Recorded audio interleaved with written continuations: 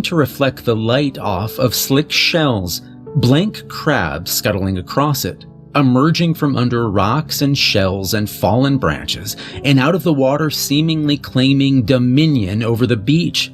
My brother and I could always be found out in our beach attire with sand buckets at our sides, collecting and subsequently freeing the strange land spiders. Looking back through the always clear lens of hindsight, I suppose the strange phenomena of our property should have been more daunting to us.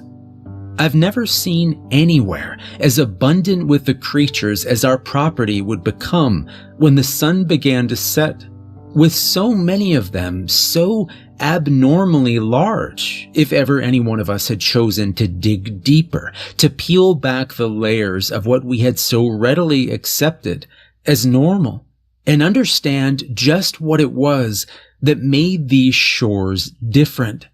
Just what drew these legions of animals here. Who knows?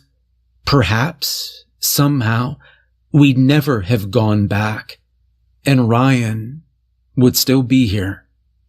We were just kids, though, and as curious as we were, it had never truly occurred to us to question the nature of the shore that in the late evening grew teeming with crustaceans, since it had always just been that way. It became ordinary to us, and it wasn't until the events of that final trip that we would be forced to face the horrifying reality. Without skipping a beat upon reaching the room, we'd torn the bags open, thrown on our swimsuits, and grabbed our plastic beach buckets, and were out of the room in a blur, racing down the hall just as we had moments prior. Ryan, running out to the lead as usual, narrowly missed colliding into our father, arriving with his and mother's luggage at the top of the stairs as we sped by. Ryan reached the back door that opened up onto the patio first, grabbing the plastic bucket we used to use for sandcastles as children from the pile of beach toys kept near the door. And after a few moments of fumbling with the locks, we were racing down the stairs of the deck and down the path to the beach. The sound of my brother and I clambering down the wooden porch steps and our excited chatter filled the air, along with the continuous whooshing sounds of the water against the shore as it approached and receded. The beach was clear of any wildlife at this point, with the exception of the lone seagull flitting through the sand or circling overhead. Not quite yet the time of day at which the namesake peculiarity of Crabbers Bay became apparent. At that point in the day, with the late afternoon sun still setting high above in the sky, the beach was just like any other private beach in a quiet community. And while we waited for the shores to fill with their namesake creatures, the beach was ours, and we would enjoy it as was typical for kids, racing to see who could swim farthest out without passing the buoys, flinging balls of mud and sand at one another, and building, and subsequently destroying each other's sandcastles. That was how we spent the next hour, watching the sun disappearing beneath the horizon, painting the sky wondrous hues of yellow and orange until the time drew near. I glanced at the sky, taking note of the approaching darkness. It was almost time, that time in the late evening during which the odd phenomena of Crabbers Bay became apparent. Behind me, Ryan splashed about in the water, trying to catch some small fish that had wandered too close to shore by hand, as I scanned the beachfront and the sandy hills leading up to the greenery spilling forth from the forest above, searching for even the slightest sign of movement in the sand. "It's almost time," my brother called from behind me, standing with his face towards the setting sun, hands cupped over his eyes for protection. He trudged forward out of the shallows, grabbing the plastic bucket from the sand in his right hand and cupping his eyes with his left until he was right beside me, back turned, scanning the beach just as I was. "Race to see who finds one first," he finished, shooting me a grin with a familiar, competitive glint in his eyes. A smirk made its way across my face as I continued my visual search of the area for the tiniest shuffle of movement in the sand or flits of darkness speeding out of the brush of the forest, spilling over the sandy sides of their hills towards the water, hoping to spot one and accept the challenge all in one breath, likely the only way I'd beat my brother in any sort of race. I suppose this is the point at which the story begins to seem odd to you. From my experience, this is the point in the tale when the psychiatrists stop and mention never having experienced anything similar, despite plenty of time on the beach. My reply is always the same: you haven't been to Crabbers Bay.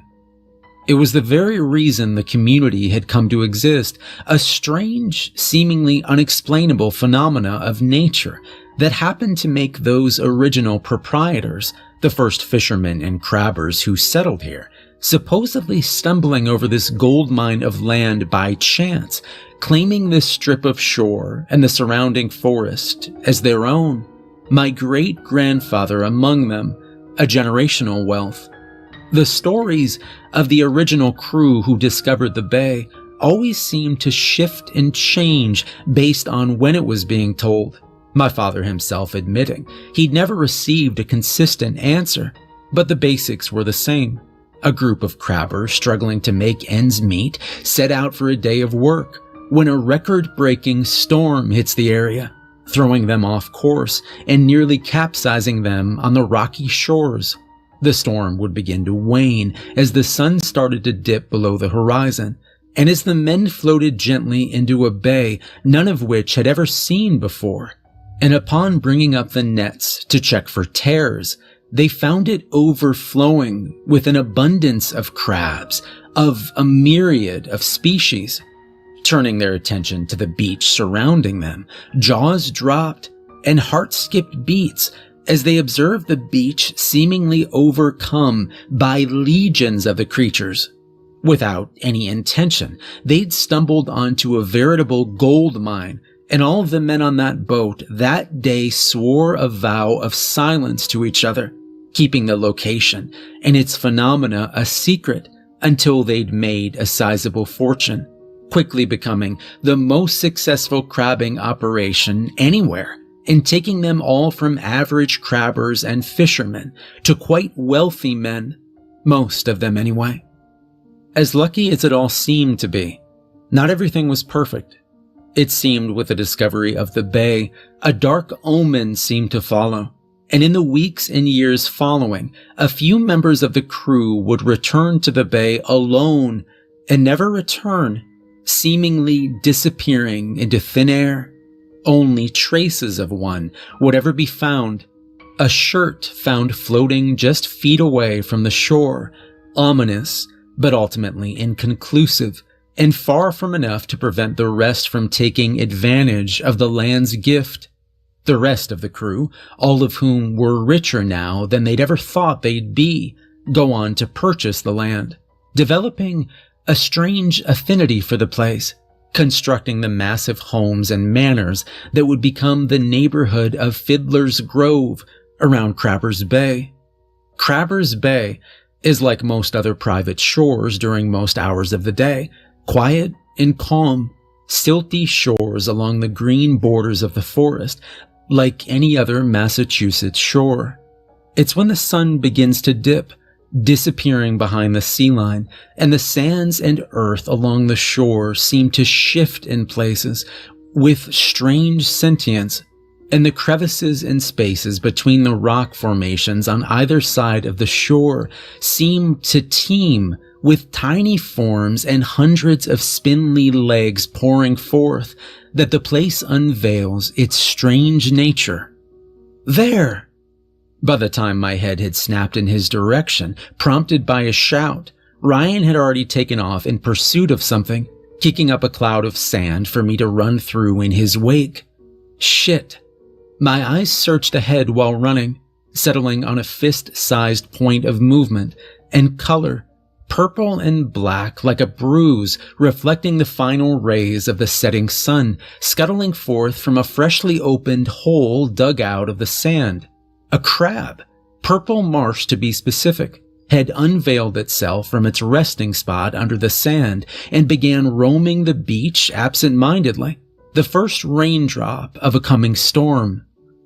Ryan had already covered more than half the distance to the thing, which seemed to realize it was being pursued and veer off to the left towards the little sand slopes leading up to the forest land ahead, then quickly scuttling off to the right, repeating that pattern along the sand. My brother remained in pursuit, nearly losing his footing several times as the sand slid from beneath him, but eventually managing to close enough of the gap to leap forward and drop the bucket over the fleeing crustacean. "Gotcha, you speedy little jerk," he cried in frustrated triumph, raising the bucket and grabbing the crab in one swift motion, holding the creature under the armpits of both claws to prevent any pinching, as we'd done so many times before.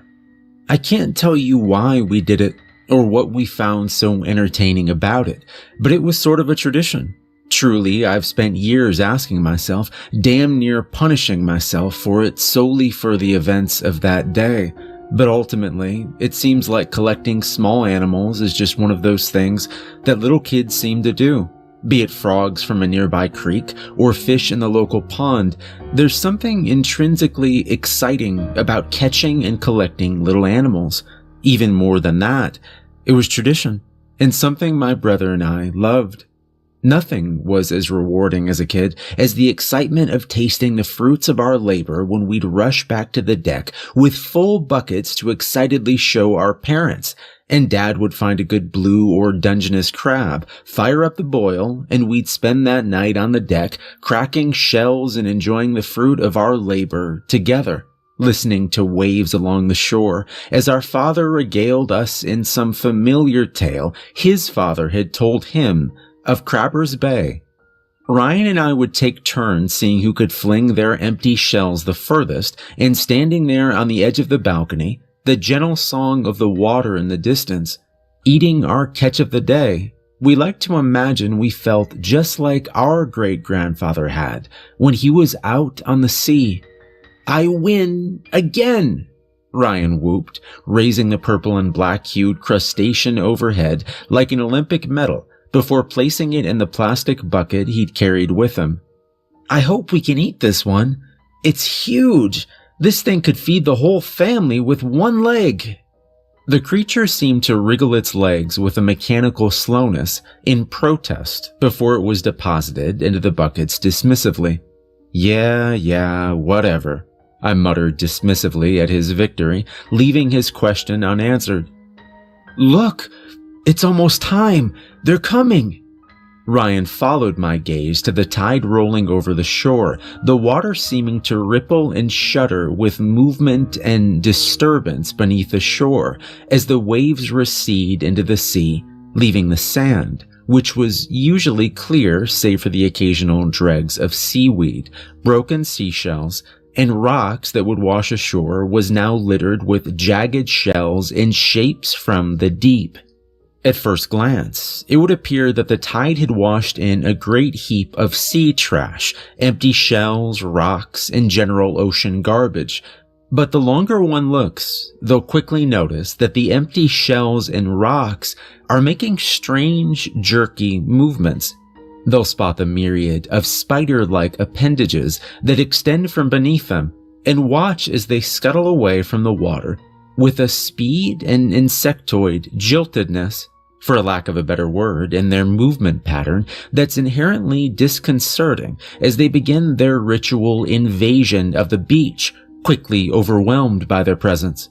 At the mouth of the bay, small fist-sized portions of mud and sand began to move, seemingly autonomously, at first pulsing slightly, with some minor signs of disturbance, as though something was set to burst forth, the points of motion quickly growing more pronounced and obvious as small clawed pincers of various types emerged from the earth, shoveling away the mud and sand with a practiced quickness in a way that always reminded me of something out of a zombie movie. All around us, what appeared to be hundreds of small stones left by the tide shifted the drift border of the water, depositing more and more of the little six-legged creatures on the beach, and small clusters of mud and sand parted to reveal all the Atlantic blue and purple marsh crabs that had embedded themselves into the earth around us. "Come on, let's go! I've never seen some of these before!" Ryan cried out, sprinting along the water, dancing around the occasional crustacean emerging from the wet ground, bucket held out beside him to avoid swinging around its occupant. He stopped, kneeling beside a particularly large purple marsh digging itself from its cover on a portion of the beach usually dry that was now affected by the rising waters of high tide. All 6 of its legs splayed out to either side, wriggling with a strange, labored sort of motion, jerky and odd, as though it were mechanical or some poorly piloted marionette. My skin crawled, and a shudder ran down my back. As interesting as I'd always found the creatures and enjoyed catching them, I could never shake just how alien and inhuman they looked up close. It was to be expected, though. My grandfather had always said the creatures were from another world, evolving to survive both on land and life in the darkest depths of the oceans, in conditions almost otherworldly comparatively. Watching as the tiny pincer-like mouth of the crab splayed open and shut, its stalked eyes searching for escape, I could almost believe it was really from another world. "Wow! Look at that one!" Ryan dropped the purple marsh into the bucket and pointed a bit further down the shore at another crab, scurrying forth from the edge of the water. This one a fiddler, named such for their having one giant claw that dwarfs the other, like a man holding a fiddle. The poor thing seemed to hesitate for a moment, as if truly taking a second to take in its new environment on land, until quickly taking note of my brother's approach as he barreled down on it, and attempting to make a hasty retreat, which was encumbered by the sheer size of its claw, which it had no choice but to drag at its side. All around us, the shore that had once appeared untouched from a distance was covered in the creatures, sand, and dirt shifting under every movement of hundreds of emerging shells and legs scuttling forth from wherever they'd emerged, crowding the beach like a flock of birds on their strange, inexplicable schedule. This was the phenomena of Crabbers Bay, the magic of the land, as my dad said our great-grandfather used to call it, the very reason for Fiddler's Grove's existence, and the reason for the fortunes of the families who'd called it home. Even for us, having grown up in the city, outsiders of the community and ignorant to both the depths of their beliefs and the true nature of the phenomena, there was a strange sort of reverence in which you held the place, a feeling that there was something more at play there. A strange, otherworldly sort of atmosphere reminiscent of the way one felt standing outside in those quiet hours before morning, when the world adopts an uncanny silence. Perhaps it was a result of how silent the shore was usually. The canopy of the forest surrounding the bay, muffling any outside noise, leaving nothing but the sound of the waves most hours. Though, when the sun began to set, and the beach came alive with all the faint shuffling and movements of hundreds of moving legs, it grew to something of a strange natural cacophony, like the summer song of cicadas. The hunt was on. I wouldn't begin to realize it until the initial excitement of returning to the beach for the first time that year had stirred in me, drowning out my other senses, had faded, that I felt it. Standing there, as my brother observed his most recent catch, another crab of unusual size, my ears seemed to perk inexplicably, the hair on my back rising along with it, as I caught a glimpse of something farther along the shore of the bay, at the far end of the beach, where the shores of the inlet approached the forest and sand began to give way to patches of grass again. I furrowed my brow, squinting in hopes of better viewing the notably large shape on the other end of the shore, something I was sure hadn't been there when we'd arrived on the beach. My heart skipped a beat.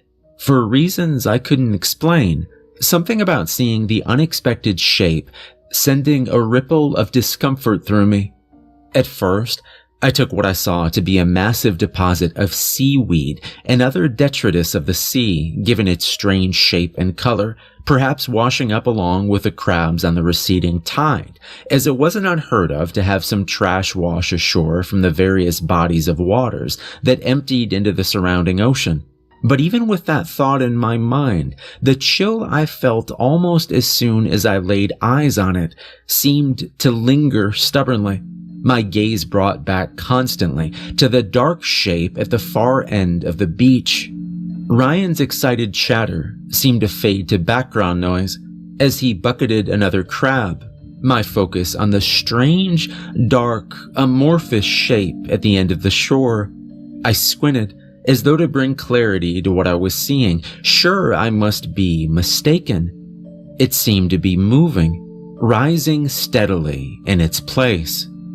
A shock rippled through me at the utterly unexpected sight, a strange, electrifying side effect of the utter surprise at watching something I'd thought to be inanimate rise with a strange steadiness.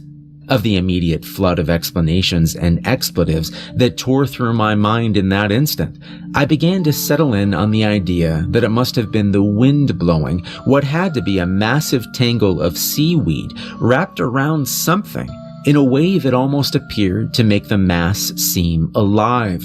Something in my mind unwilling to accept that the oddity at the end of the shore was anything to worry about. Unwilling to be distracted from my brother and I's fun on the beach. Yet the longer I looked, utterly unable to break my gaze from the unidentifiable mass, the greater the cold, eerie sensation in me began to grow like the swelling tide, and as it began its glacial approach, my belief in the wind theory was destroyed as quickly as it had been formed. Ryan? I began, my voice breaking slightly, curiosity with an inexplicable hint of fear audible in my tone. Yeah? He breathed, sand all over his hands and his left cheek as he turned to face me, one eyebrow raised, as if to ask why I wasn't digging through the sand with him. My stomach turned as the shape seemed to shuffle forward, its movement slow, methodical, and uneven. I could practically feel the gears turning in my head as my mind threw out suggestion after suggestion to identify just what I was seeing, all of which seemed to fall flat, only furthering the cold feeling energies within me. Ryan picked up on the hesitancy in my response, his face shifting from excitement to a look of bewilderment and confusion, until he followed my gaze along the shore. His expression shifted quickly, utter confusion giving way to curiosity and bewilderment in an instant. "What the hell?" he muttered, rising to his feet, brushing off the remaining sand from his knees. "What is that?" His question made something drop within me, plummeting into a strange pit opening in my chest. Something about hearing what I was seeing confirmed, eerily disturbing. I nearly jumped out of my skin as I felt something brush along the top of my bare foot, then again against my legs, letting out a yelp of surprise as I leaped back, finding what felt like the one clear patch of sand in the area as I fell, narrowly avoiding stepping on the briny shell of a massive blue crab underfoot, just one of a slow but noticeable trail of crustaceans flowing towards the opposite side of the shore. From such a distance, the shape of the thing approaching was indiscernible, and my mind shot forth a myriad of suggestions, convinced of each for only the couple of seconds it took to realize it was false, shifting from a large dog somehow emerging from the water to a pile of sea debris carried strangely along with the breeze. None of the suggestions my mind threw forth seemed to stick, each theory as to what I was looking at having some glaring issue before settling on the only thing that made sense, though for whatever reason, it still felt off. I think it's one of the neighbors. You know how weird they get around here? I offered, though I couldn't tell how much of that I believed, and the tremble in my voice signaled the doubt I felt. Yeah, Ryan began, eyes narrowed as he watched the slowly approaching figure. There are a lot of weirdos around here, but still, don't they usually avoid us? I knew he was right. Call it another quirk of this place, but the community of Fiddler's Grove has always been a rather insular one, likely a result of the days when the original Fishers elected to keep it a secret, morphing into an odd insular attitude and apparent unwillingness to even socialize with outsiders, which I guess we were. They always seemed to watch us from a distance, an unreadable but surely unwelcoming expression on their face, as if they knew something we didn't. It was far from uncommon for us to catch sight of a neighbor eyeing my brother and me playing on the beach from their porch or balcony, a practically uniform frown carved into their expression, who would respond to our friendly waves by turning their backs and disappearing into their home.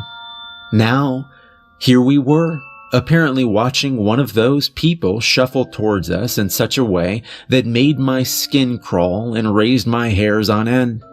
Whoever it was at the end of the beach, they were shambling closer. At that point, any doubt I had about whether or not what I was seeing was just some pile of seaweed or trash held together and swayed by the wind faded, as with every second it continued its approach, moving with obvious intent. Let's just ignore them. If they say anything or stuff gets weird, we can go inside. The suggestion seemed to satisfy Ryan, who gave the thing a final sideways glance before shrugging and turning his attention to a fiddler crab who'd been moving to join the strange trail of crabs moving down the beach, giving chase as it broke away to avoid him. A cold chill ran down my back, and I could all but feel the person from the other end of the beach's approach, an uneasy guardedness welling up in me, as if any second a hand would clasp my shoulder. That sensation grew until I could practically feel the clammy breath of someone at the back of my neck, growing unbearable until eventually I turned, my eyes looking back on whoever it was, now halfway across the beach from us. A strong breeze rolled across the water and onto land, forcing me to shield my eyes from the sand it kicked up. I could see the fabric, whatever it was the person was wearing, appearing from this distance to be a cloak of some sort, with grass and seaweed and other plant life clung to it, as it moved with the breeze, creating an even eerie, phantom-like sort of appearance. There's something about someone making a slow approach towards you that is deeply disturbing. Something about their feeling no need to move with any sense of haste or secrecy, trudging forward uncaring of whether or not they're seen, that can make you break into a cold sweat. I tried to return my attention to my brother and our crab catch, but the unshakable feeling of being watched and someone drawing ever closer was unshakable, and I found myself muttering half-hearted responses to my brother's questions as I continued peering down the beach. The person, as shaky as that description felt for what I was seeing, began to go from an unidentifiable shape in the distance and gain some recognizable form, making it possible to make out certain aspects of their body beneath that unshakably odd cloak. Though its shape was strange, the slight, recognizable figure of a human, woman by the look of it, beneath all the strangely colored coverings, was beginning to become somewhat clear, at least from her lower half, though there was something undeniably off about it that I couldn't quite place. Something I felt must be so obvious, yet managed to evade notice. There was one strange detail I noticed, as it was impossible to miss, and likely the reason I'd misidentified them as something else to begin with. a hunch caused by something large and unwieldy on their back, like a book bag beneath the cloak. Despite that, the slow drip of unease like water from a broken tap was growing more intense, the atmosphere on the beach seeming to shift, an odd surrealism hitting me, as though I were walking in a dream. That sensation one gets typically followed by the question, is this really happening? As though my mind already knew something was deeply amiss. Ryan seemed to take notice of how distant I was, quickly putting two and two together, turning his attention back towards the figure growing nearer. "They're still coming, huh?" he asked, his brows furrowed. "Looks like they're moving. It looks like they're limping or something. Andrew, maybe they're hurt and looking for help. Should we do something?" He hesitated when asking the last part, and I could see that the strange shift in the atmosphere had gotten to him too, a hint of anxiety breaking through his usual mask of confidence. Still, the look in his eye was a familiar one. I'd seen it many times throughout our childhood, like just before he'd scaled the tallest tree in our neighborhood to retrieve the neighbor girl's cat after hearing her crying. He fell halfway through his descent while I was left to watch from the ground in horror, time seeming to slow as my brother approached the ground. He never dropped the cat, and though he broke his arm, he smiled at the hospital, proud of what he'd done. Ryan was always more than just a daredevil. He was a sweet kid who would help someone in need, regardless of how much his coward of an older brother attempted to dissuade him or convince him of the dangers. Still, I think at that moment, even he knew better than to just approach the person, despite his helpful nature. There was so much about what was unfolding, beyond the usual weirdness of the beach to which we were accustomed, that was unshakably weird, teetering dangerously on the border of simply odd and intimidating. He stepped forward, then stopped. His motion stuttered as reluctance seemed to wash over him. The figure at the opposite end of the beach had yet to cease its glacial forward charge towards us, growing more defined, though little detail could be made out from beneath the cloak-like garment draped over it, and we began to hear a noise made faint by the distance between us. Over the faint murmur of the waves and whisper of the breeze, I could hear something. Breathing, quite labored by the sound of it, a rasping, desperate voice that sounded as though someone was struggling for air against failing lungs, and intertwined with it, a haunting, pitchy wail, like an older woman in distress, sent an icy chill down my back despite the relative warmth of the day. "Ma'am?" Ryan called inquisitively across the beach, his voice shaking uncharacteristically, with a hint of the same unease I felt. My entire body cringed as Ryan's call shattered the silence, every nerve in my body seeming to jolt in response, a light but steadily growing stream of dread trickling through my chest as we awaited some semblance of a response from the odd person who was undoubtedly making their way towards us. His words seemed to hang in the air, punctuated by the constant clacking of tiny chitinous legs darting over top shells as they scuttled over one another and through the sand, which, as I began to truly listen more, my hearing growing more sensitive as I strained to hear a response, a whispered greeting, or anything from the person approaching, I noticed for the first time how much louder and eerily uniform the sounds had become. For the first time since their appearance on the beach, I managed to pry my attention away from the disturbingly captivating figure in the cloak, feeling almost mesmerized by its strange sway, and began to notice something wrong with the crabs covering the beach. They'd all but ceased their typical behaviors. instead coming together in masses of legs and shells of varied size and appearance, forming shuddering dark masses, moving waves with hundreds of spindly legs and grasping claws that seemed to move with a single mind, like some massive ant colony. Even the perpetually skittish hermits, which typically avoided the larger, sometimes more aggressive crabs, were now neglecting their typical feverish digging of safety holes in the sand to join the others. It wasn't an isolated event either, and as I turned to observe the rest of the shore behind us, I saw the same strange sight repeating all along the beach. They swarmed and circled en masse, moving like a living whirlpool, a constant hail of chittering clicks audible as they stampede over one another in their strange guided frenzy. Something was wrong. Opening my mouth to speak proved useless at first, and it felt as though the air had been sucked out of the immediate vicinity, leaving me to produce only the smallest sounds of surprise, shock still robbing me of my functions. The swirling masses on the beach behind us were beginning to coalesce and grow, forming massive dark monoliths, dotted with dull grays, greens, reds, various colors of shells from the countless species amongst the shifting form, which almost appeared as a single entity, moving in concert with such fluidity.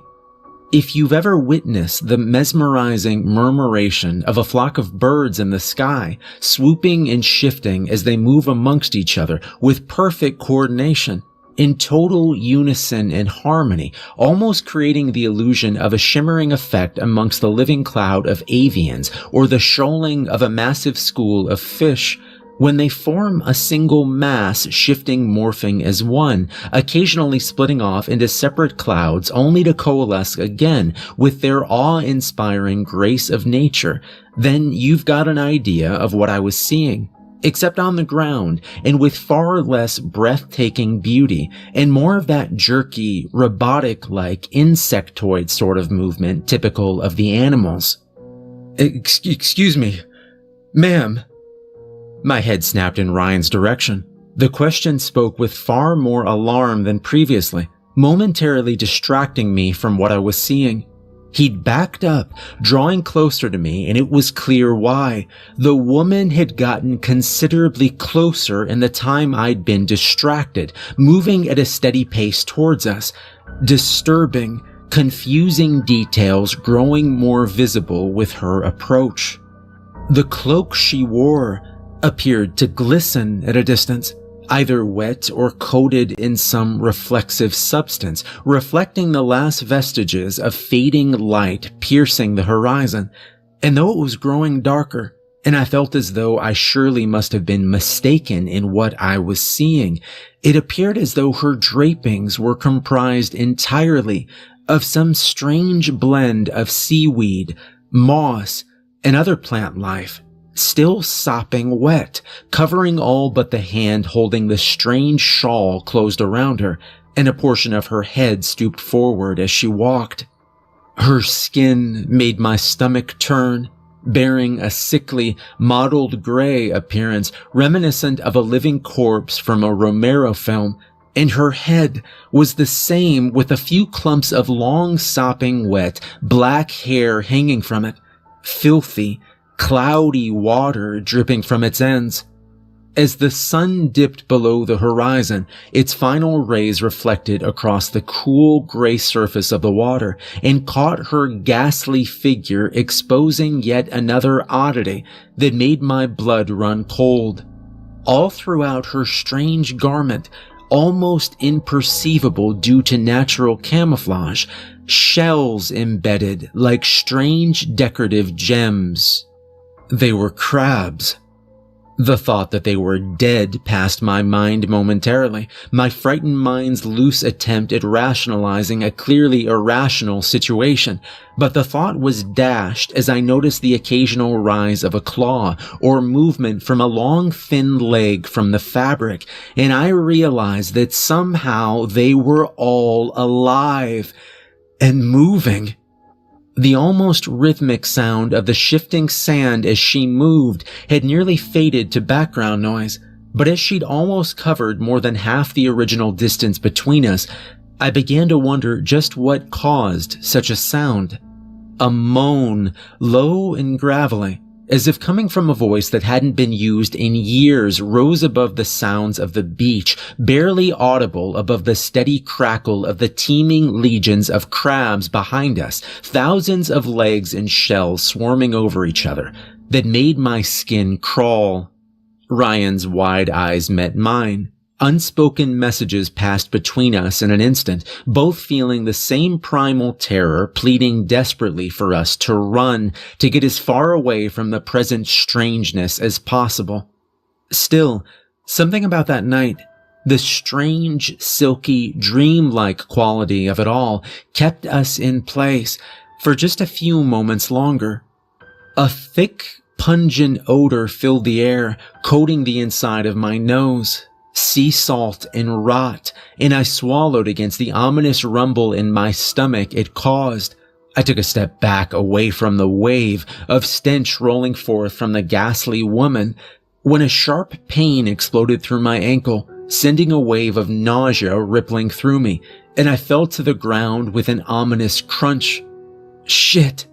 I cried out, pulling my legs close and gripping my now throbbing ankle. The pain was extreme.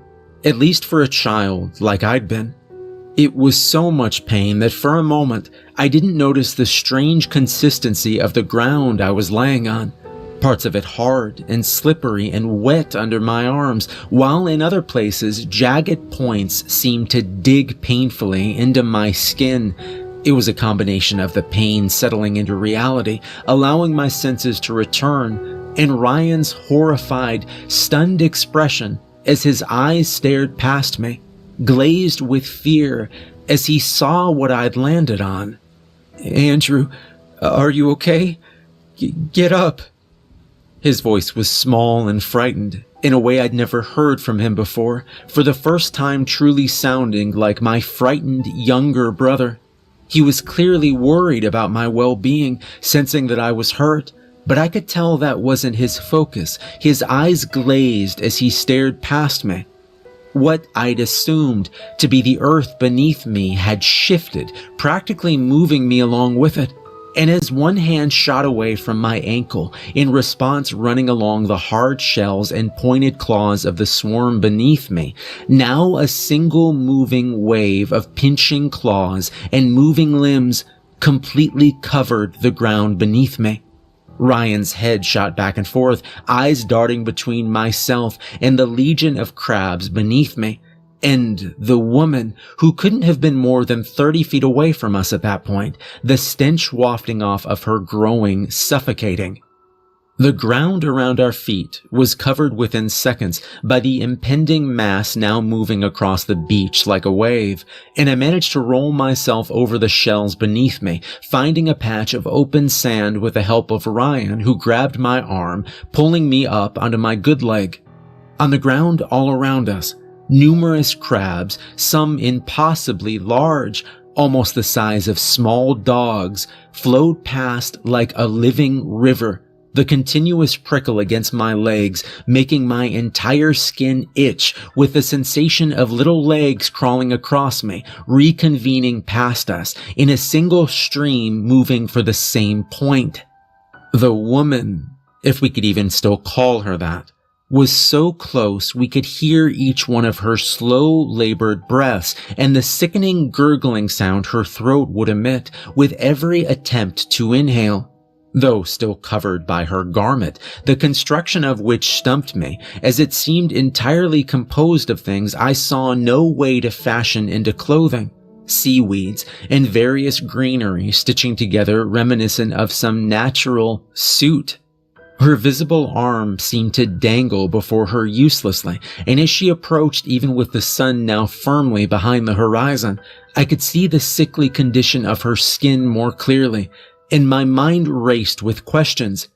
It was the arm of a drowning victim out of a movie, or a waterlogged corpse, pruned with the skin seemingly ready to slosh off the bone at any moment, hanging loose from the body. I couldn't imagine what the rest of her would look like, nor did I want to find out. The black mass of shells and legs moved toward her like a living river, pooling around her. Individual crabs crawling up her form, their legs disappearing into the strange mossy coverings draped over her as they embed themselves like sick jewels.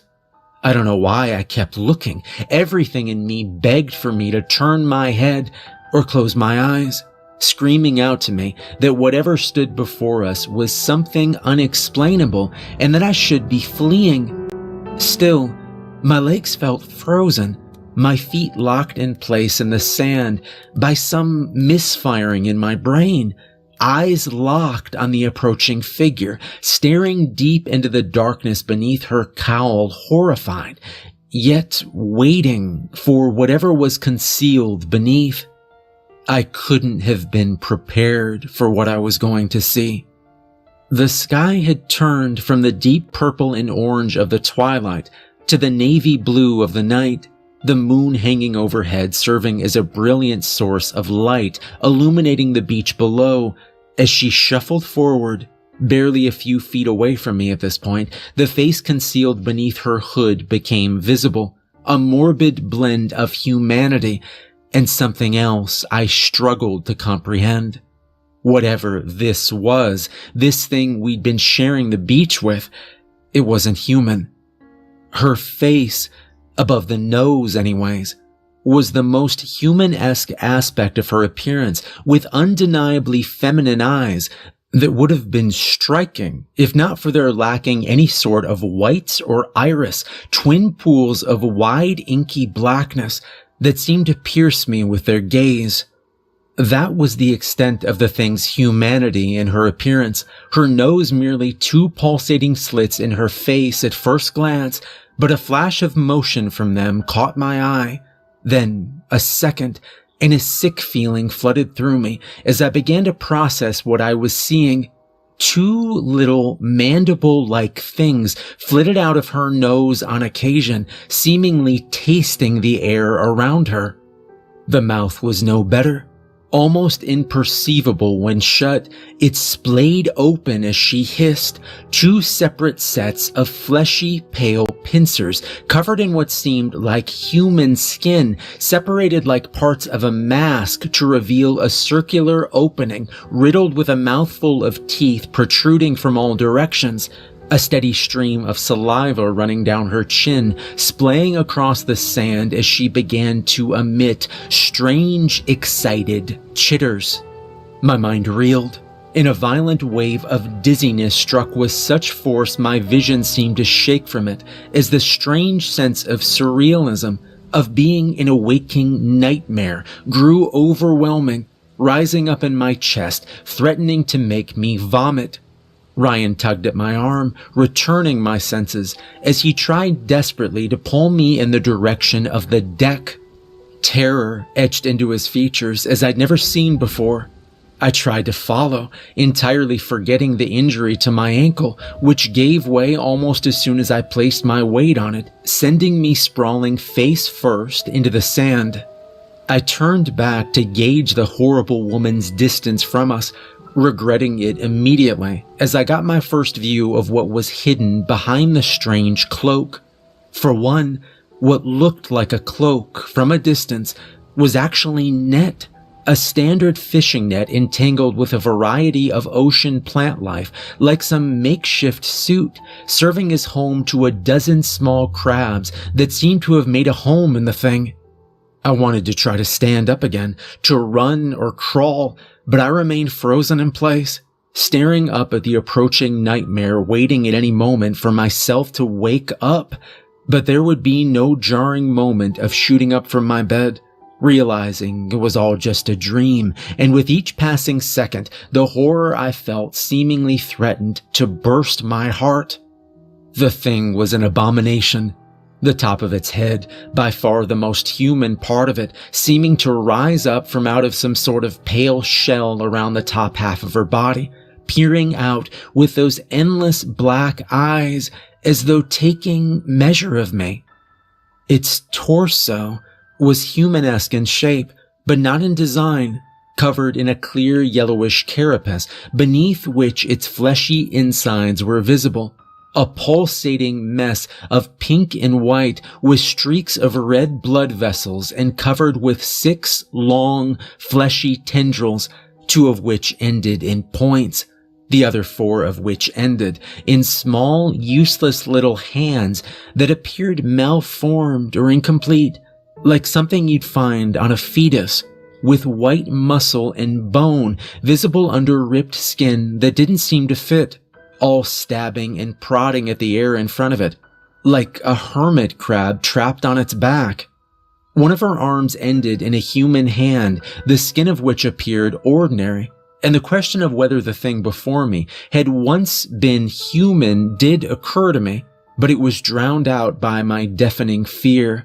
The other was claw-like, but clearly made up of fingers stretched or malformed to appear like a claw, with bony ridges running down the inside of the thumb and index. As my eyes traveled down the creature, every detail seemingly worse than the last, my stomach turned as I saw its legs, immediately understanding the strange limp in their gait. The thing had 4 crab-like stilts for legs, on which it teetered and moved like a marionette.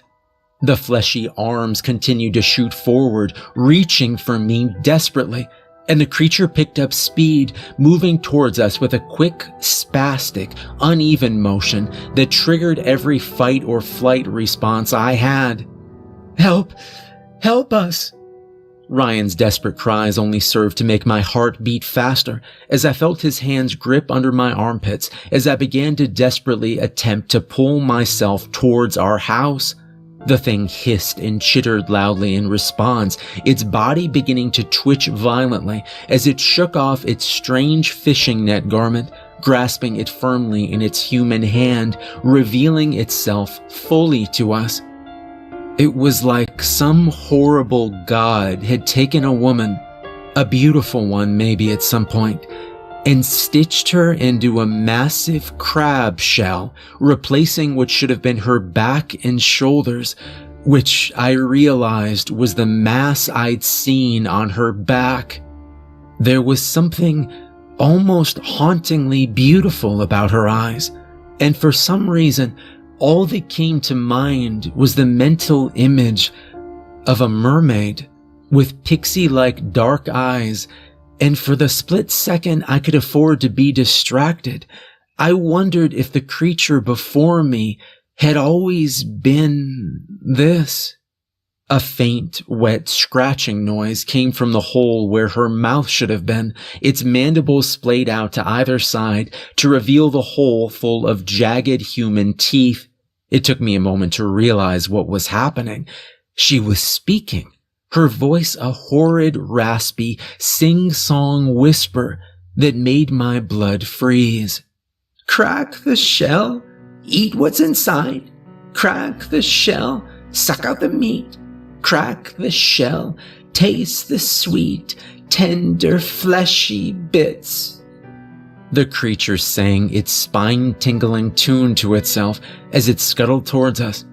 Globs of drool dripped from the ends of its mandibles, running down the exposed muscle and flesh of its neck and disappearing beneath its carapace, an undeniable hunger present in its expression. Crabs from every part of the beach seemed to take notice of the creature, seemingly attracted to it in droves, crawling over my brother's feet and running along my entire body as he pulled me until a continuous swirling mass of legs and shells had formed beneath the creature, like some freak hurricane of which it stood in the eye. Its eyes, 2 wet, dark orbs on stalks, rose from the center of its face like snakes from a den, and I could feel them staring through me, an intense, horrible hunger seeming to roll off of it in waves. "Crack the shell? Have a taste." It began to dawn on me. that she wasn't talking about the crabs, and a split second spent wondering what she meant by shells practically set me afire with panic. It was going to eat us, or try anyways. This thing, this monster from the depths of some sick creator's mind, was going to devour my brother and me alive. The thought was dizzying, like staring over the edge of a skyscraper, but it provided all the motivation I needed to try and push myself up onto the one good leg, using Ryan as balance and trying to flee as best I could. Though the root of unease had grown into a forest of inescapable dread within me, knowing that she was closer to us than we were to the house and moving much faster. We weren't going to make it. We were going to die on this beach that we've loved all our lives at the hands of something I couldn't even understand. I knew I should turn away, to focus on the house ahead of me and put my every effort into escaping, but something in me refused, utterly, horrifically transfixed with the cause of my imminent demise. "Andrew, hurry, man!" Ryan pleaded from ahead of me as I lagged behind, my injured ankle screaming out with a red-hot pain that radiated through my entire leg, pulsing like a heartbeat. He'd stopped running several feet ahead, staring back between myself and our pursuer with an unreadable expression. From behind me, I heard the awful croon of the thing grow nearer, along with the almost rhythmic sounds of its massive crab-like legs slamming into the earth as it scuttled forth. I tried to stand, and collapsed again into the sand beneath me, shouting out in pain and frustration as I'd never felt before as my leg gave up on me once again. "Just go. Please, go get Mom and Dad," I cried out to him. My face fell into the sand, a dejectedness spreading through me like nothing I'd ever felt, as the fact of my imminent demise weighed on my young mind. I knew there was no way he could do that, no way for him to reach our parents and get back in time, but I wanted to protect him and get him as far away from the danger as possible. I just wanted him to live. But Ryan was always the brave one. The sound of continued footsteps in the sand brought a surge of relief, overwhelmed almost immediately by a shockwave of dread as I realized they were approaching. My head shot up, and my heart fell as I confirmed what I'd heard. "No, go!" I shouted at my brother, barreling towards me. Tears streamed down his face, yet his expression was one of rage and determination. "He's going to try and drag you back, and neither of you will make it." The thought almost killed me itself as I begged for my brother to turn back and to leave me. "You can't carry me fast enough. It'll get us both," I said. Ryan was strong, stronger than me at least, and like I said, he was a big kid, but even he wouldn't be able to drag me back faster than the horror behind us was approaching. Its sickening croon was almost sing-song now, though the voice was a horrid mix between a deep, wet gurgle and something reminiscent of a grandmother singing to her loved ones. My brother turned to me. "I know," he said, his response unusually firm, with a finality that made my blood run ice cold. "Get up and go as fast as you can," Ryan said, running past me. He ran towards the nightmare of a being that had emerged from Crabber's Bay. I heard someone call his name, a horrible, sorrowful shriek. I realized the voice was my own, as I watched him grow closer and closer to the ever-thrashing, vestigial hands of the woman on their long, fleshy, crab-like arms, reaching out desperately for my brother. I can't imagine what he hoped to do.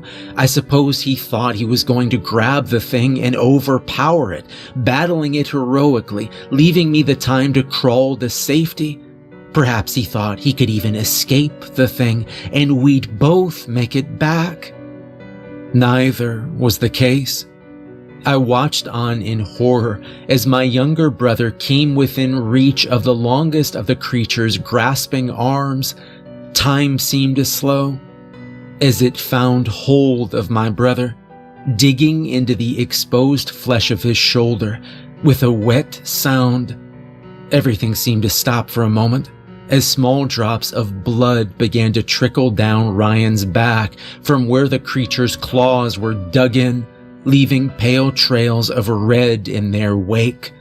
Then, with the quickness of a striking spider, the rest of her limbs followed suit, all finding purchase in my brother's skin, the large clawed arm grasping his own with obvious brutality. A few of the thinner, more insectoid limbs reaching around to plunge into his back, pulling him into something of an awful hug. The chitinous outer shell creaked with effort as the thing pulled him nearer.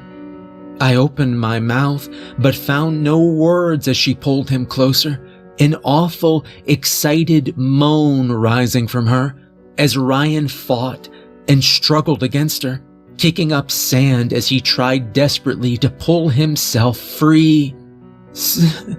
Stop, he began to plead. All of the bravery once present in his voice was now gone.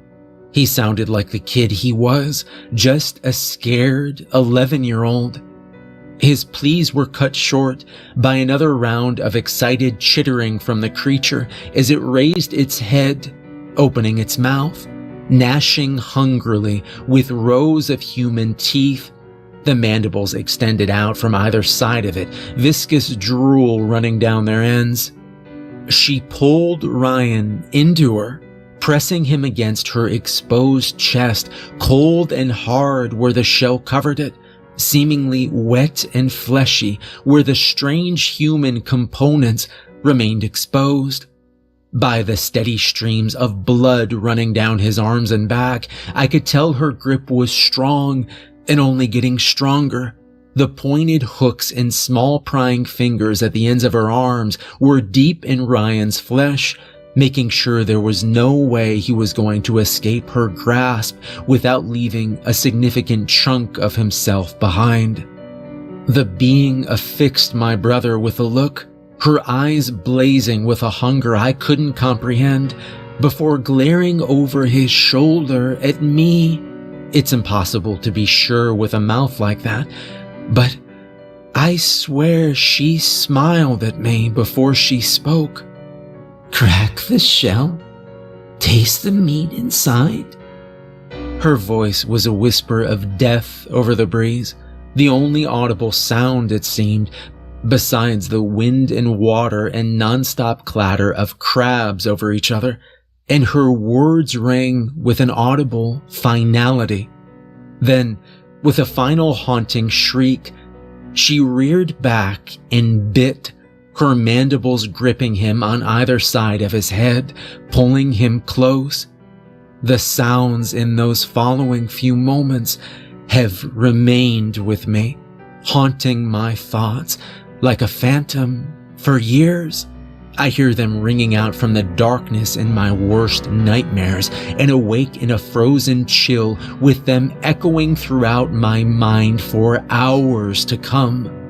A sickening crunch rang out across the sand, starting a hurricane in my stomach as my lunch rushed up my throat, threatening resurgence, followed by an equally gruesome, cracking squelch, like the sound of someone biting through a soft apple.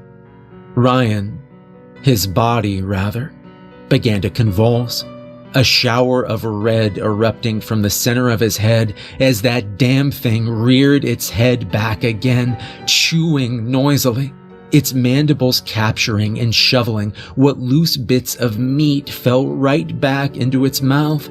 Its body shuddered with an undeniable pleasure, its beady eyes shutting for a moment in an alien expression of pure bliss, and its many arms clattering like teeth in the cold as it ate a part of him, a part of Ryan, of my little brother, right in front of me. The feeling of powerlessness that spread through me like a cancer hurt far greater than any physical pain I was in. I'd like to believe that it killed him instantly, saving him from whatever else it had in store for him. An injury like that should have been fatal. But the way he moved, the way he seemed to struggle against the vice grip that demon around him had, I don't know. Its grip never seemed to loosen. Quite the opposite. Its spasm of excitement seemingly causing those awful little almost human hands to dig in hungrily, disappearing into Ryan's back, arms, and wherever else they'd made contact, as if merging with him. My sight grew blurry almost instantly. Maybe it was the tears, maybe it was the dizziness, probably both. I tried to crawl forward, any concerns for my own pain, safety, or survival turning to dust with the sight of Ryan, my only thoughts of getting to him, of reaching my little brother and holding him, of making everything okay. It seemed aware of my intentions, scuttling back away from me, dragging his feet in the sand, leaving a trail from the pool of blood beneath where he'd been that was quickly swarmed by some of the crabs, who seemed to fight over it and whatever else fell, uneaten by the creature. I don't know how far I made it when my vision began to go, orbs of darkness burning their way into the picture like damaged movie film, growing until the dark was almost all I could see. The world around me and the scene in front of me disappearing into an ever-shrinking pinprick as my subconscious waned. No.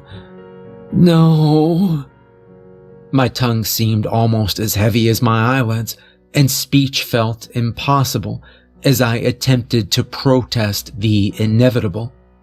It was taking him. This thing was taking my brother away. It was every stranger danger scenario I'd feared as an older brother growing up, merged with something from my most depraved nightmare, and the panic seemed to sear my mind beyond sensibility. The fact that Ryan was almost assuredly dead seemed to constantly escape me, motivating my pathetic crawl forward, growing slower and more labored as the world around me began to fade into shades of black. The thing scuttled back towards the shoreline, moving with its awkward gait as its useless human leg dangled between the massive crab legs carrying it, dragging Ryan along with it. It was strange, the coolness that seemed to flood through my body as it began to part from consciousness, and when combined with the feeling of the water against my fingers as I reached the edge of the shore, I almost felt as though I was floating. I raised my head with what strength I had left, my eyes struggling to adjust against the now darkened sky, with only the faintest rays of moonlight piercing the cloud cover to illuminate the night. It stood there, with its back to the moon, uproarious winds whipping the strange cloak of living things that had covered her off to the side, and she stood tall, arms outstretched in something that seemed like a show of dominance, her stilt-like legs carrying her several feet above the waves, as the legions of crabs across the beach seemed to pour into the water after her in a massive tidal wave of movement. As the world around me began to fade into a pinprick, I watched as the creature began to wade off from the shallows of the bay, a beach full of crabs around it following suit, disappearing one by one beneath the water, which seemed an inky black mess in the darkness. She was the last to be submerged, a measured carefulness in her descent, casting a final look back at me and the surrounding shores, an unreadable glint present in those black eyes as they disappeared beneath the water, and the darkness seemed to envelop me. The following hours were excruciating. My father found me passed out on the beach at the edge of the water while the tide was rising, and seeing no sight of my brother, he knew immediately that something was wrong. I'd nearly drowned. Hell, as the night continued, I wished I had. I told them everything I knew, everything that happened from start to finish, my brother and I seeing something strange at the moving end of the beach and thinking it must be a neighbor, all the way to the strange behavior of the crabs and how they seemed to respond to the thing. I suppose I don't have to tell you how well that went. Grief is a powerful, awful thing. It can warp the way you think, crack the lenses through which you view the world, and utterly transform a person. It certainly did for my father. I don't think he truly believed I had anything to do with Ryan's disappearance. We were best friends, and a part of me has to believe my father knows I never hurt him, that he was just a grieving father beyond his wits' end, and I was the only one on a beach where my brother's blood was found. By the time the police had come, he'd grilled me past the point of tears himself and had to be calmed down by my equally bereaved mother, and I recall believing I was going to go to jail myself for my own brother's death at the hands of something unexplainable when the cops came. There were two of them, a woman, stern and matter-of-fact, with her questions despite my obviously emotional state, and a man a bit taller, with a rather bushy mustache and a curious expression in his eyes that seemed to be searching for something.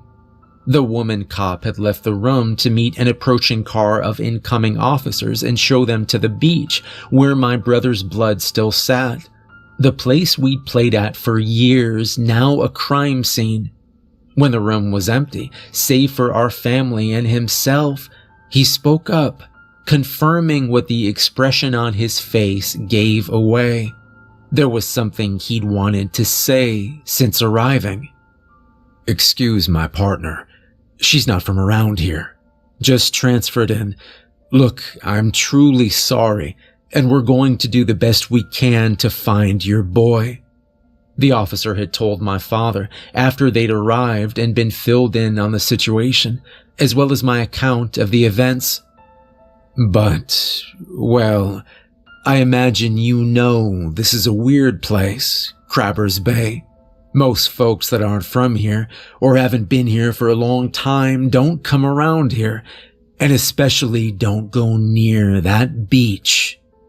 "I know," my father began, his voice dripping with venomous grief I'd never heard from him before, which made me shrink away. "The crab thing freaks most people out, and the people here just as weird, believe me. I've heard it from my wife enough. What has that got to do with the fact that my son is missing?" The officer sighed, shooting a look at the partner who'd arrived with him to make sure he wasn't listening too closely. "Look, I shouldn't be saying any of this, but you lost your son, and I feel you've got a right to know about the history of this place. If this comes across as disrespectful, I'm sorry, but this isn't the first time a call like this has happened. I grew up 20 minutes out from here, and there've been stories about this place for as long as I can remember. It's not just the crab thing. People go missing sometimes on that beach and are never seen or heard from again. It's happened for as long as that first group of crabbers settled here. You'd get local kids going to visit the weird crab beach in that creepy rich neighborhood, only for one of them to never return, and the ones who did come back, well, they came back with stories. Wild, impossible stories about things coming from that stretch of shore. The officer adjusted his belt and shook his head, as though trying to knock loose an unwelcome old memory. My old man used to blame it on the first people to move there, used to say they made a pact with something dark, that something, I don't know, gives birth to all those damn things, or makes that place like that. That they must have agreed to let it take from them just as they took from it, or just accepted the consequences. He paused for a moment, seeming to consider what he was saying. I don't know. It's all just ghost stories, and this state is full of them. But if I were you, I'd want to know. I can't say for sure what happened to your son, and like I said, I know we'll do our best to find him, but don't be too hard on your son there, he said, casting a glance at me. There may be something to that story of his. We never returned to that house, and despite my parents' best efforts and constant fruitless attempts at gathering a rescue party of the unwilling neighbors to go search for him, Ryan or his body was never recovered. I've been content to try and handle this trauma as best I can over these years, doing my best to forget that place and come to terms with my brother's demise in a way that didn't make me feel insane. That was until recently, when a headline caught my eye while scrolling Facebook, shared by a family friend who'd grown up in one of those towns near Fiddler's Grove, that sent my heart plummeting into familiar depths. Divers discover human remains in hidden underwater cave system with infamous Crabbers Bay. The article was short, and I finished it in minutes, a strange sensation, as though the weight of gravity had changed around me, flooding through me in those moments.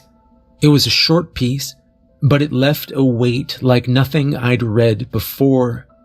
The disappearance of a 14-year-old from a small coastal town had become a frenzy in the local news after he and his friends planned a beach day on the shores of a rather infamous local beach. It was the last time anyone ever saw him, and each of the boys who'd been with him returned with similar stories, all of which shared key details that made the whole thing seem quite suspicious. The Coast Guard was brought in soon after, and a team of divers was dispatched to scour the bay for signs of a body. What they discovered instead was an intricate system of caves carved directly beneath the shores of Crabbers Bay. Caves that, if they didn't know better, almost seemed intelligently designed. Within these strange tunnels beneath the shore, the divers found the human remains, the scattered skulls and broken bones of several bodies, some of which dated back for several years. Most disturbing of all was the fact that many of the skulls appeared cracked from blunt force trauma and had come to serve as impromptu homes for some of the shell-seeking species of crab found on that anomalous beach. Morbid shells made from repurposed human. I felt something in me for the first time in years as I processed what I was reading, what it must mean about that place. I wondered if my brother's remains were among those found, serving as little more than a boneyard for sea insects to build homes in. That thought hurts more than I think I care to express in this story. At least now, I know I'm not crazy.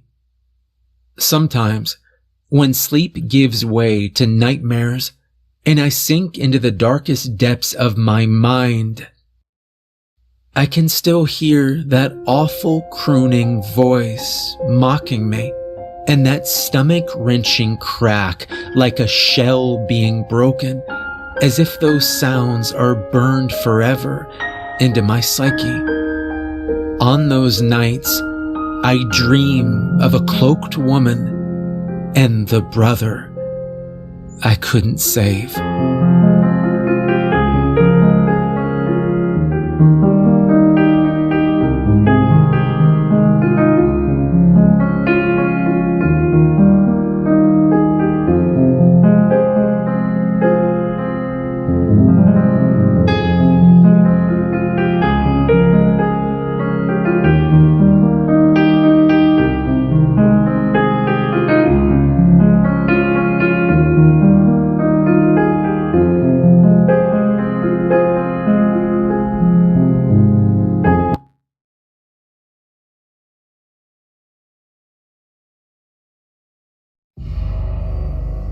My father was not an open book.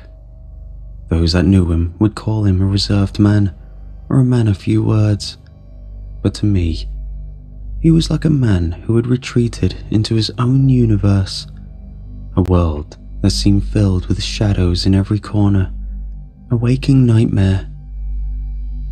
I would catch him sometimes at night, just staring out the window, gripping the arms of his chair so tight I thought his hands would start bleeding. He would lean forward, almost falling out of his chair, as if expecting something terrible and incomprehensible to show up at our door at any moment. My father was a man clothed in dread. It's only something I came to realize as I got older. He hid it well, especially from my mother. Not nearly well enough. Nothing terrified my father more than piano music. Whether it was heard in an elevator, or on the TV, or being played in a shopping mall by a hobby pianist who wanted to impress onlookers. Whether it was classical or jazz, whether it was happy or sad, simple or complex.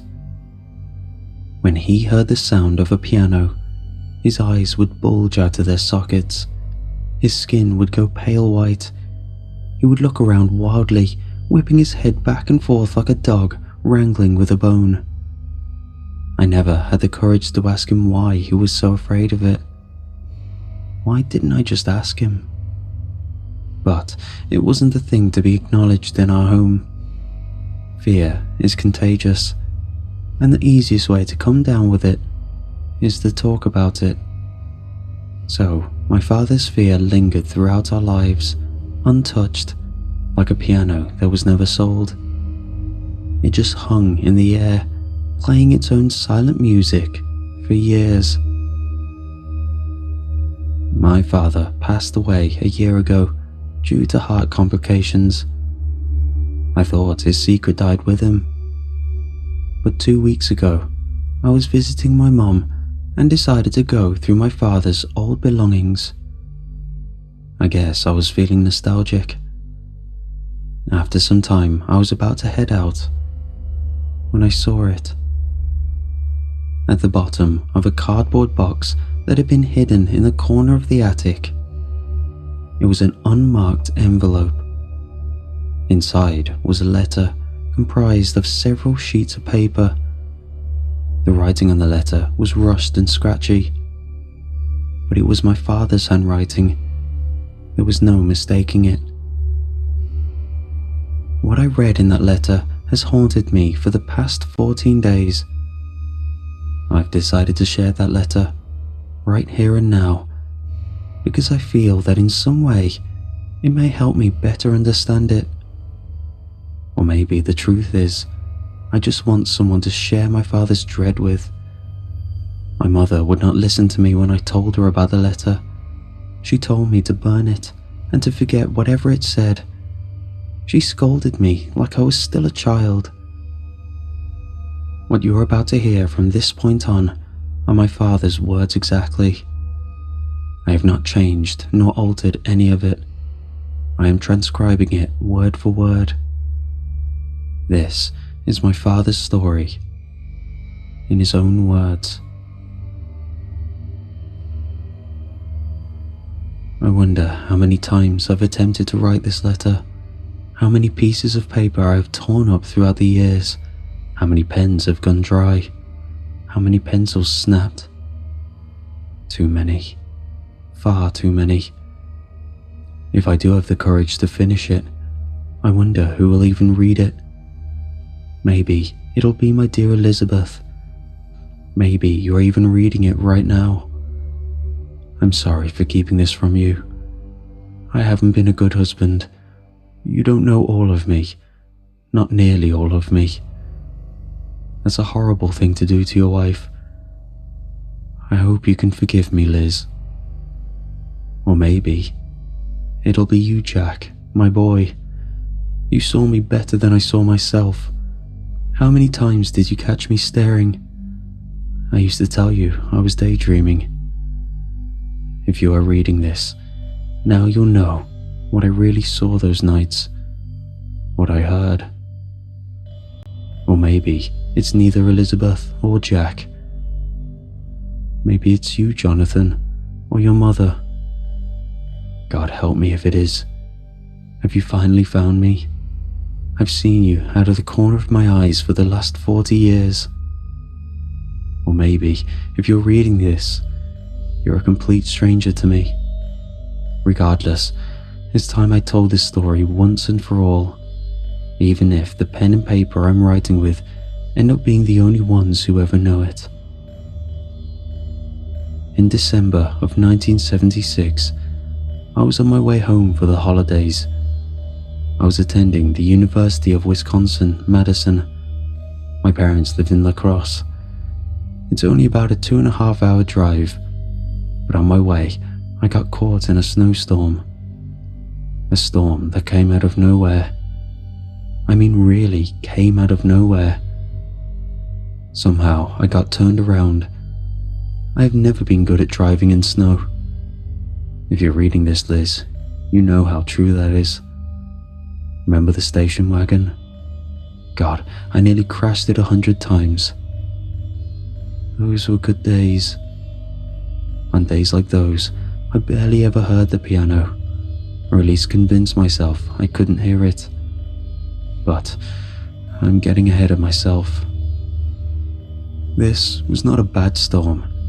It was one hell of a bad storm. I've rolled back the clock in my head numerous times, wondering if there was anything I could have done differently. What if I had driven slower or turned into the slide? But I think, in some ways, no matter what I did, that car was destined to crash that day. And crash it I did, straight into a ditch. All my attempts to get the car out of the ditch were futile. Snow was coming down hard.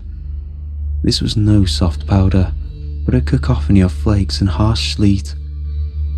Through the white storm, I saw a house in the distance.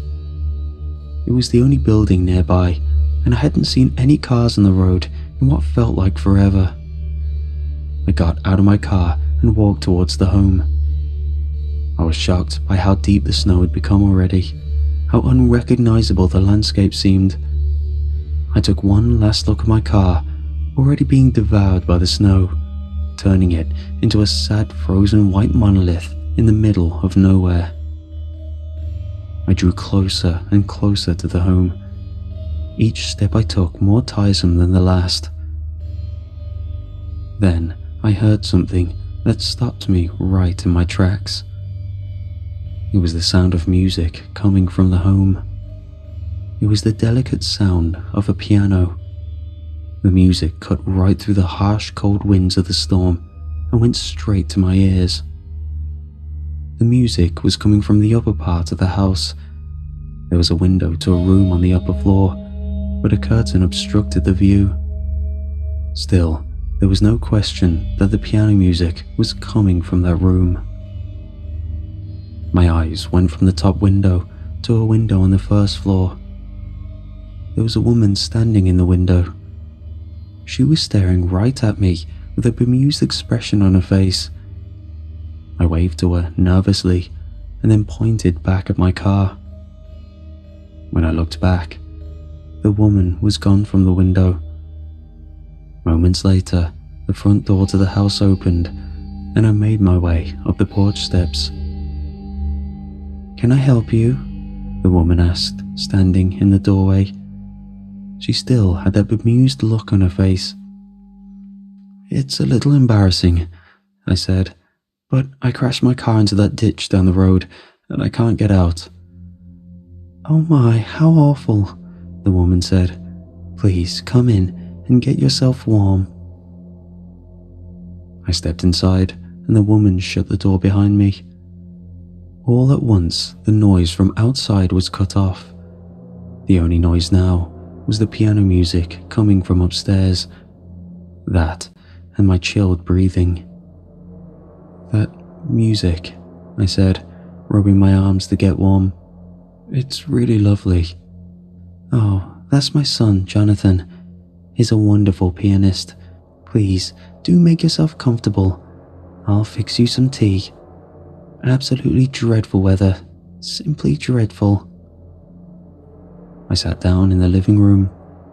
It was a warm and cozy house, but there was something underneath that made me uncomfortable. I did not understand it fully at the time, but looking back on it, I believe some part of me noticed all the little things that were off about the home. For one, there was no family photos anywhere to be seen, and despite the warmth of the home, it had a bizarre, sterile smell, like that of an appliance store. The house looked lived in, but didn't feel lived in. "Could I use your phone?" I asked. "The phones are out," the woman said, bringing back 2 cups of tea. "They won't be back up until morning, most likely. Soon as they are, I'll phone Harvey, my neighbour. He lives the closest. I'll have him bring his tractor and we'll get your car out of the ditch." "Is there any way to get hold of him now? I hate to be a bother, but I was on my way to La Crosse to see my folks for the holidays. I was hoping to get there by tonight." Upstairs, the piano music stopped. The woman took a large sip of her tea, looking at me over the cup with her faded green eyes. Then, putting the cup down gently, she said, "La Crosse? Goodness gracious, how on earth did you end up here in Dutchville County?" I got turned around. Dutchville County? I've never been through here before. Well, there's no helping it now. Harvey lives a spell away. Unfortunately, you'll have to wait until morning, dear. I'm terribly sorry. Your son, Jonathan, how old is he? 20 next month, she said fondly. Oh, well, could he... And again, I hate to be a bother. Could he help me try to push my car out? No, she said flatly, and there was no kind of bemusement in her voice now. Her eyes narrowed. Jonathan cannot move all that well. Even if he could, and even if you did get your car out, the roads are terrible. You'll just be in another ditch in no time. You're perfectly fine to sleep on the couch tonight. Come tomorrow, Harvey will have you out, and you'll be on your way to see your parents. I realized. I guess it has to be that way then. I realized I'd not taken a drink of my tea, but looking at the cup, I lost all thirst. The tea looked like gross mud water that had been pulled from a gutter. For some time, we just sat there in the quiet living room, with no music. A dreary silence took over the home. Where are you coming from, anyhow? The woman said, putting down her empty teacup. It felt as if an eternity had just passed. I go to school in Madison. Oh, how lovely. What are you studying? Engineering. How wonderful. You know, Jonathan used to love engineering as a boy, even more than playing the piano. He would always build things, little trinkets and gadgets and gizmos. But his condition made it impossible for him to pursue a higher education. He's been a homebody for years now. All he does is play piano day and night. He's really great at it. Oh, where are my manners? I should introduce you both. At that, she led me out the living room. We began to climb the stairs.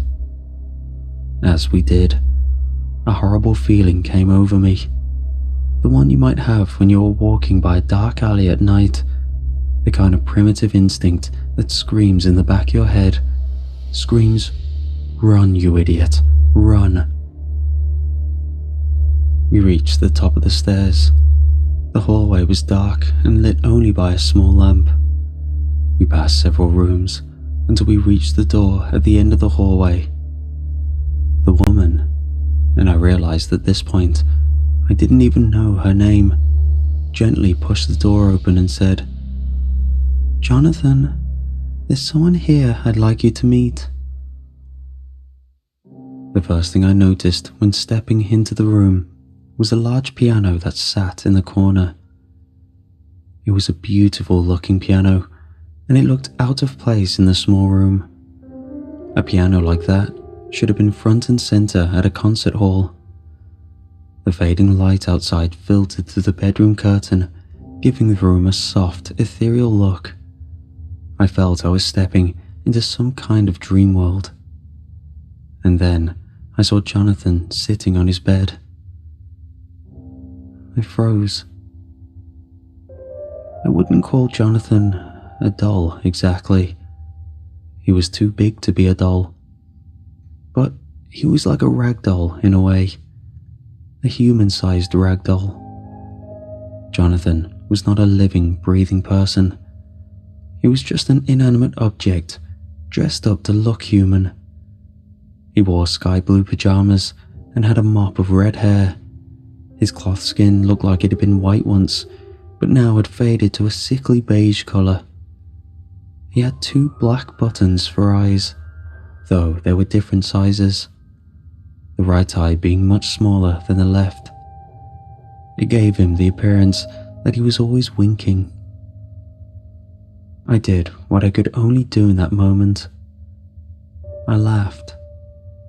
It was a hoarse, nervous laugh. "Don't you dare laugh," the woman said sharply. She wasn't looking at me now. She was staring out the window, one hand rubbing Jonathan's inanimate leg in a soothing gesture.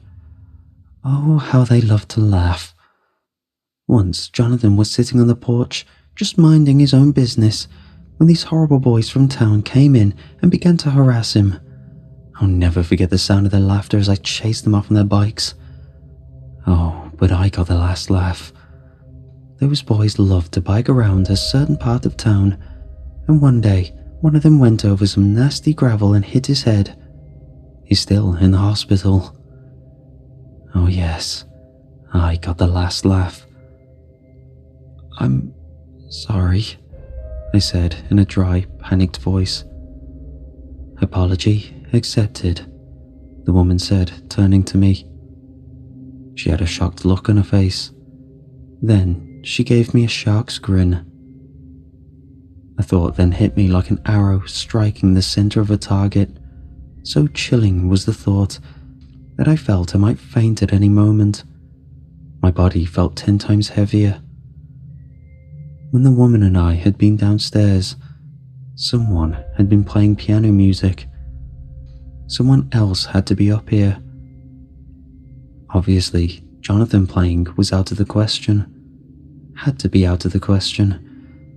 The thought of this grotesque ragdoll being alive went against everything I believed in. I looked around the room for a radio or record player, anything that might have been playing the music earlier. But there was nothing of the sort. There was only the piano. "Is there anyone else in the house?" I asked. The woman gave me a knowing smile and said, "Of course not. It's just Jonathan and I." Jonathan continued to stare into the distance with his misshapen button eyes. For a split second, maybe even less than that, I thought I saw his head move ever slightly. I blinked and rubbed my eyes. When I opened, Jonathan was as still as he had been, and the woman was walking past me. "I'll go fix your bed downstairs," she said, walking out of the room. "You'll need your rest for tomorrow." Then she was gone. Only Jonathan and I were left in the room that began to fill with an awful silence. So pervasive and relentless was the silence that it felt as if it seeped into every pore in my body. None of this could be real, I told myself. The woman was playing a trick on me. Had to be playing a nasty trick on me. I once again looked over the room, hoping, nearly begging God to show me a radio or a record player. But there was nothing. I thought about approaching Jonathan, give him a real look over. But one look at that horrible, winking eye was enough to convince me otherwise. I quickly turned and began to walk out of the room. Then I heard what sounded like something shifting in the bed behind me, and I ran. Within seconds, I was down the stairs and out the front door. I knew it was suicide running out into that storm, but I couldn't stay in that house a second longer. The snow was so deep, it slowed my running, and for a horrible moment, I imagined Jonathan chasing after me, gaining on me with terrible, inhuman speed, his ragdoll limbs moving in strange, unnatural motions. I heard the woman yelling after me, yelling for me to come back. Then I heard two horrible sounds. The first was that the woman was laughing. Even in the roar of the winds, her laugh was unmistakable, piercing even. I turned and saw her on the front porch. She did in fact have a horrible grin on her face, which now looked so much longer and paler than it had before. Her laugh was an awful cackle, like thin ice breaking.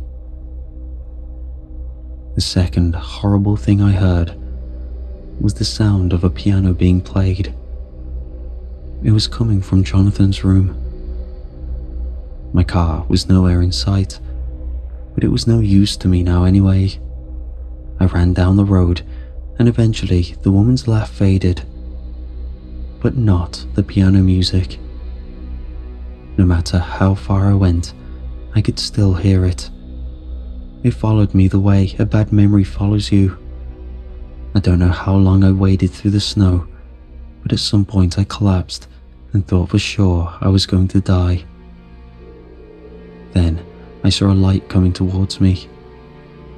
That light eventually turned into a tractor with a plow. There was a man driving it. He got out and began to say something, but I couldn't hear him. I was fading in and out of consciousness. The last thing I saw before I blacked out was the man standing over me, a horrible, concerned look on his face. The last thing I heard was piano music. I woke up the next morning in an unfamiliar bed. For a horrifying second, I thought I was back in that woman's house, maybe sleeping in the very same bed as Jonathan. But that wasn't the case. I was in an unfamiliar room, alone. Sunlight was shining through the window, and I could see that the storm had stopped. I heard the floorboards creaking outside the room, and again, for a horrifying second, I thought the woman would appear in the doorway, smiling, cackling. Instead, it was the man I had seen driving the tractor. "Good, you're awake," the man said warmly. "How are you feeling?" "Where am I?" I asked, ignoring his question. "You're in my house. I found you running down the road last night. What were you thinking?" "My car broke down. Are you with that woman?"